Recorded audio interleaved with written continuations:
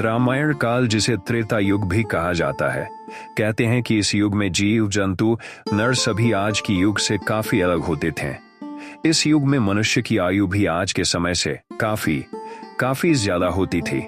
कई लोगों के मन में इस बात का सवाल होता है कि आखिर इस युग में भगवान राम की आयु यानी कि उम्र कब और क्या रही होगी। विवाह के समय वो कितनी आयु के रहे होंगे, वनवास से लौटने के बाद उनकी आयु क्या रही होगी।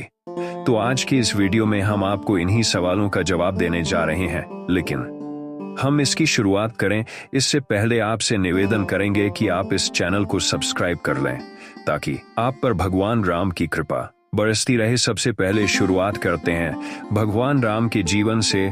वाल्मीकि रामायण की माने तो इसमें एक प्रसंग का जिक्र किया गया है, जिसके मुताबिक साधु के रूप में पधारे रावण को माता सीता अपना परिचय देती है, जिसमें वह कहती हैं कि विवाह के बाद 12 वर्ष तक इक्ष्वाकु वंश महाराज दशरथ के महल में रहकर मैंने अपने पति के साथ सभी सुखों का भोग किया है। मैं वहां सदा मनोवांछित सुख सुविधाओं से संपन्न रही। वन जाते समय मेरे पति की आयु 27 साल और मेरे जन्म काल से लेकर वन के लिए प्रस्थान के वक्त तक मेरी आयु 18 साल की हो गई थी। रामायण पढ़ने पर पता चलता है कि श्री राम को 27 वर्ष की उम्र में 14 वर्ष का वनवास हुआ। श्री राम का जब रावण से युद्ध हुआ तो उनकी उम्र लगभग 39-40 वर्ष की थी और रावण की उम्र लगभग 80 वर्ष की। 84 दिन युद्ध चला और इस बीच में जब मेघनाद मारा गया तो उसके शोक में रावण के आग्रह पर प्रभु श्री राम ने 7 दिन के लिए युद्ध रोक दिया था।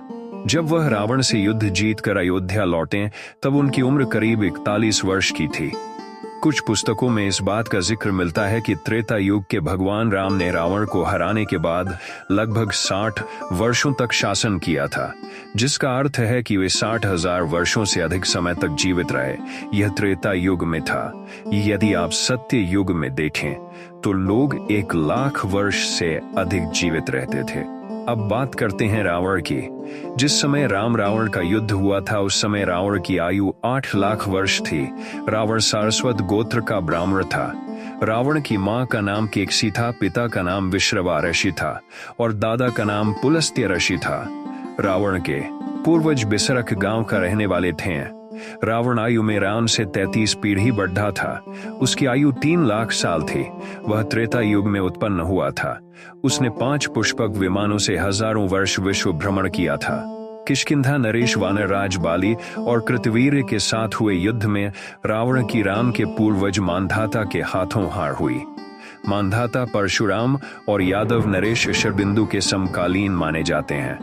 उसके बाद मांधाता ने रावण का इतना अपमान किया कि स्वयं ब्रह्मा को उन्हें रोकने वहां आना पड़ा।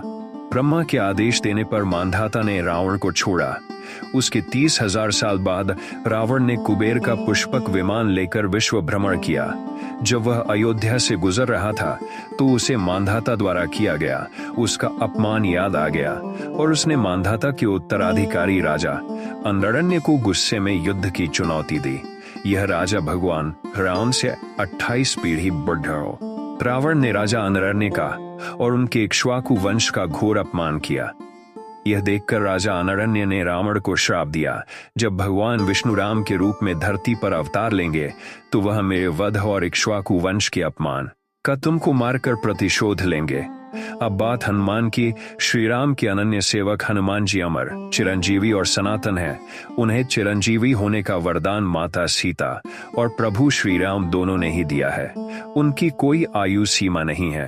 भगवान श्री राम जी जब अपनी मानव लीला को संवरण कर साकेत जाने लगे उस समय उन्होंने हनुमान को अपने पास बुलाकर कहा, हे हनुमान, अब मैं अपने लोक को प्रस्थान कर रहा हूँ। देवी सीता तुम्हें अमरत्व का वर पहले ही दे चुकी हैं, इसलिए अब तुम भूलोक में रहकर शांति, प्रेम, ज्ञान तथा भक्ति का प्रचार करो।